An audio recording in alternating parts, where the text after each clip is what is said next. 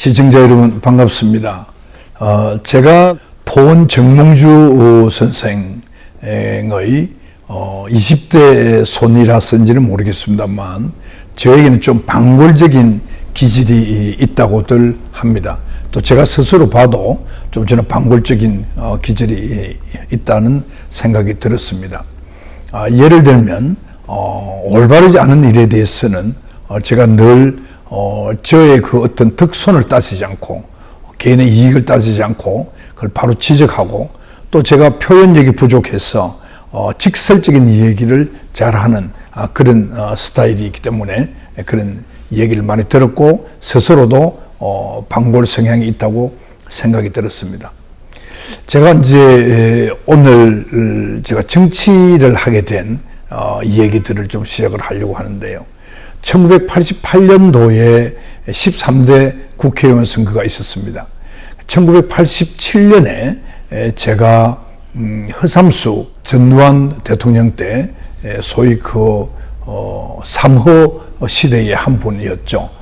그 허삼수 선배는 제 중앙초등학교, 또 부산중학교, 부산고등학교 꼭 10년 선배가 되시는 분입니다. 개인적으로 제가 전혀 몰랐는데요.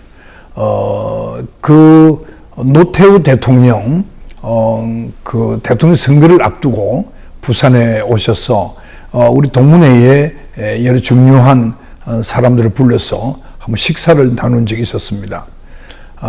그 정확한 날짜는 제가 기억이 안 납니다만 노태우 대통령 후보 선거 때문에 오신 겁니다. 그 당시에 제가 부산고등학교 20회 동기회장을 맡고 있었습니다. 그 자리에서 본인은 정치를 하지 않을 것이다 라고는 말씀이 계셨고, 그리고 자기가 노태우 대통령 후보를 잘 아는데 참 훌륭한 분이다. 그래서 동문 여러분들이 많이 좀 도와주면 좋겠다. 그런 요지의 말씀으로 제가 기억을 했습니다. 그리고 이제 88년 선거를 앞두고 87년에 우리 부산 중구, 그 당시에는 동구 하나입니다만 그 동구의 후보로 노무현 후보가 출마를 할 거라는 그러한 이제 이야기 있었습니다. 그래서 제가 그런 생각을 했습니다. 국회의원은 그 지역을 대표하는 사람인데 소위 동구에서 단 한 번도 살아본 적이 없는 사람이 어떻게 동구민을 대표할 수 있느냐. 그건 내가 해야 되겠다. 내가 있는데 그냥 그것을 내가 듣고 넘어갈 수가 없다. 그런 생각이 그 당시에 들었습니다. 그때가 제가 나이가 이제 30대 이제 후반이었죠. 그러니까 39 정도 됐다고 기억이 됩니다만, 그래서 제가 이제 또 이제 허삼수 선배께서도 이제 여당으로 출마하는 걸로 그렇게 알려졌습니다. 그래서 제가 노무현 대통령은 그 당시 이제 김영삼 그 야당 그 총재의 그 공천으로 이제 출마를 하게 되고요. 허삼수 선배님은 그 여당 후보로 출마를 하게 되고요. 이제 그런 상황이었습니다. 전두환 대통령 시절이었기 때문에 그렇습니다. 그래서 제가 이제 그 동구에 통일빌딩으로 기억을 합니다만 거기에 사무실을 차렸다는 이야기를 듣고 제가 허삼수 선배를 찾아갔습니다. 그 당시에 부산고등학교 10회 선배님, 그 10회 동기회장이 설상대 선배님이라고 저하고는 좀 각별하게 가까운 사이였습니다. 그래서 그 선배님의 안내를 받아서 제가 허삼수 선배님을 이제 독대 신청을 하고 독대를 하게 되었습니다. 그래서 제가 이제 만나가지고 제가 누군지 소개를 하고, 그리고 얼마 전에 이런 그때 오셔서 선배님은 정치를 하지 않겠다고 말씀하지 않았느냐. 그리고 이번에 야당 쪽에서 노무현 후보가 출마를 한다고 그러는데 그분은 동구를 대표할 자격이 없다. 나는 이런 사람이고 우리 집안은 제가 초등학교 1학년 때부터 이 동구에서 쭉 살아왔고 지금 제가 봉생병원의 원장이고 제 아버지는 수정동의 동산약방에 원장을 하고 계신다. 그런 이제 쭉 설명을 하면서 선배님은 이제 뒤에 빠져서 선배님으로서 역할을 해주시고 이번 선거에는 제가 출마를 했으면 좋겠다. 이제 그렇게 쭉 설명을 했습니다. 그래서 제가 이제 기억에 남는 게 그 당시에 이제 제 말씀을 듣고 있던 허삼수 선배께서 참 점잖으신 분이시고요. 제가 이렇게 만나 뵈서는 인격적으로도 참 좋은 분이다 이런 생각을 첫인상을 제가 갖고 있었습니다만 제 말씀을 다 듣고 나서 그 후배님 말씀이 맞다. 그런데 내가 선택권이 없다. 이건 전두환 대통령의 명령이고 또 노통 후보의 명령이기 때문에 내가 출마 여부를 결정할 수 없는 그런 선택권이 없는 상황이기 때문에 잘 이해를 해달라. 그렇게 이야기를 했습니다. 그래서 제가 뭐 증거지만 할 수 없다. 선배님 제가 만약에 무소속으로 출마하더라도 후배를 너무 나무라지는 마십시오. 하고 이제 나온 적이 있었습니다. 그리고 이제 제가 병원장실에 돌아와서 곰곰이 생각해 보니까 보나마나 떨어질 텐데 제가 떨어질 선거에 출마하는 것은 지금 병원도 앞으로 발전을 위해서 많은 데가 노력을 더 해야 되겠고 그러니까 지금은 때가 아니다 하는 판단으로 13대 국회 출마를 제가 포기한 적이 있었습니다. 그리고 이제 8년 동안은 제가 사실 그 정치에 대해서는 일체 신경을 쓸 겨를이 없었습니다. 수술이 굉장히 많았고 또 병원도 점점 이제 종합병원으로서 자리를 잡아가야 되기 때문에 제가 정신이 없는 그런 이제 시간을 한 7, 8년 보냈습니다. 그리고 이제 15대 국회의원 선거를 앞두고 있었는데요. 그게 1996년 4월 11일 선거로 기억을 합니다.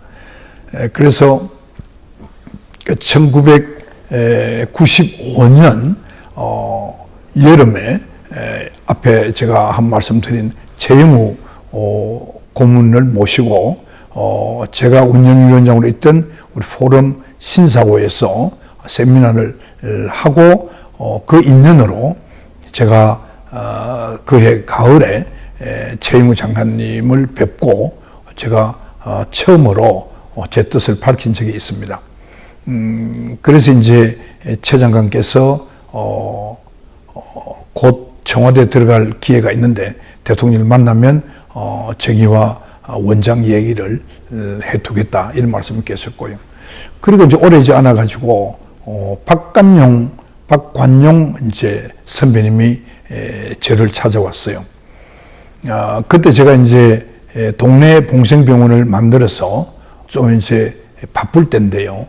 그러니까 그때가 1995년이었죠. 1955년인데 이제 동네 봉생병원에 민노총 노조로 인해 가지고 굉장히 제가 힘든 시간도 지냈고 그리고 이제 한 2년 지나서였습니다. 그 당시에는 박관용 선배님이 김영삼 대통령의 비서실장을 그만두시고 그리고 이제 특보란 이름으로 전국을 다니면서 사람은 요즘쯤에 이제 일종의 당의 인재 영입 위원과 같은 그런 역할을 한 것 같습니다. 그래서 저를 이제 찾아왔어요. 와서 만나자고 그래서 제가 동네 봉생병원 건너편에 있는 안락 로타리에 있는 조그마한 다방에서 단둘이 이제 만났는데요.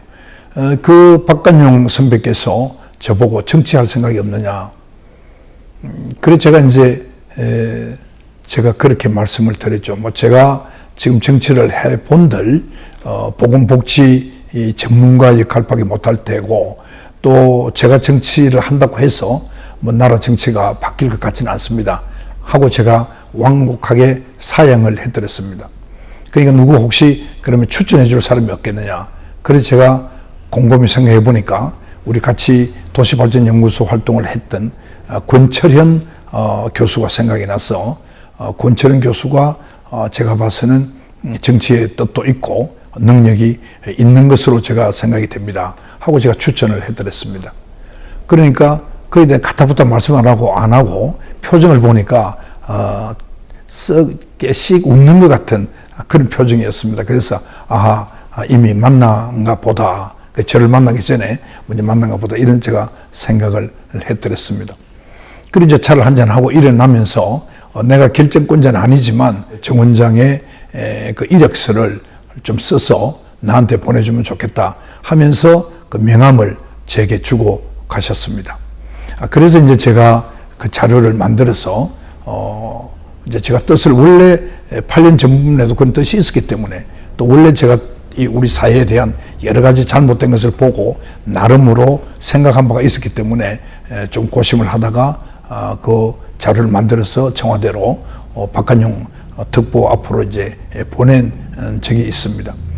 그렇게 해서 이제 시간이 좀 흘렀죠.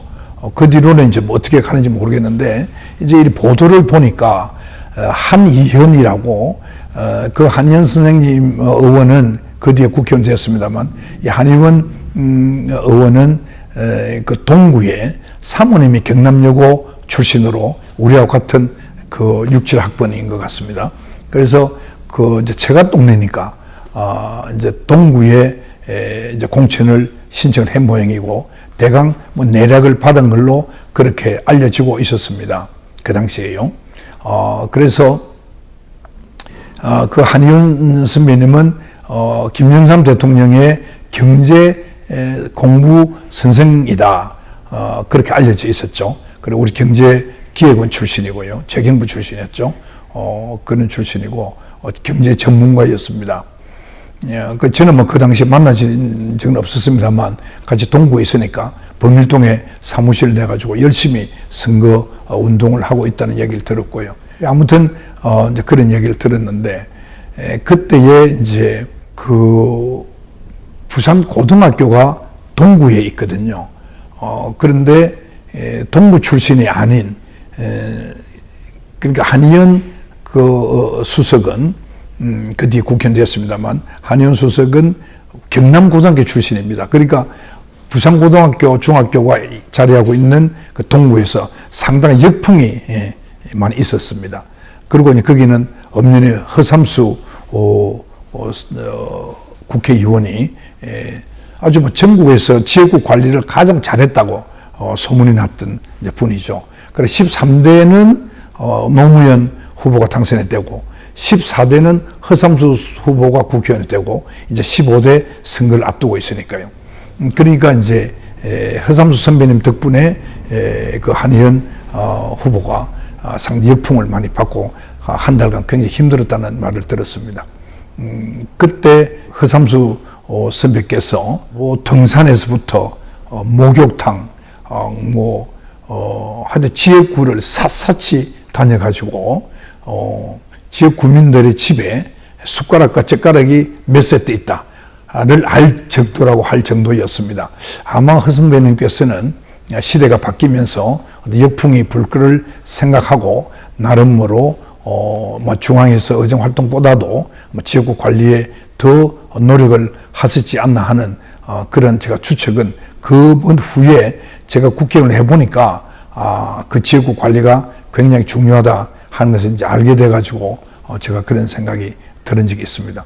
아무튼 그 역풍 때문에 한의원 선배님은 도저히 동구에서는 후보가 되어도 성산했겠다 이런 판단이 됐는데 그때 마침 지역구가 강서 지금 이제 김해 공항이 있는 곳이죠. 그 강서에 강서구가 하나 떨어져서 거기에 이제 국회의원 자리가 하나 생겨가지고 한의원 선배가 거리로 이제 한의원 수석이 거리로 옮기기로 하셔서 이제 동구가 갑자기 허삼수 현역 의원 말고는 무주공천이 된 겁니다. 무주공산이 된 겁니다.